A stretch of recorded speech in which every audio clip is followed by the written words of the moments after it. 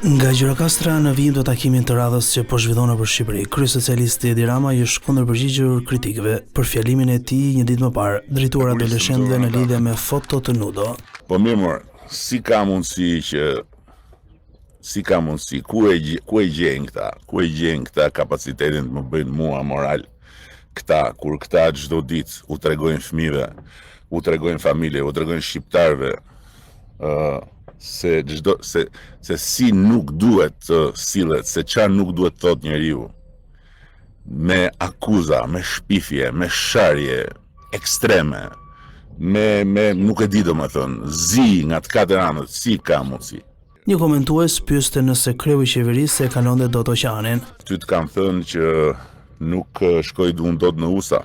Kush ta ka thënë? Non grata ta ka thënë. Ore, u hoqja ajo non grata, se nuk e kam marrë vesh, këtë informacion. U hoqja ajo, po tani si keni fytyrë, domethënë që mbasi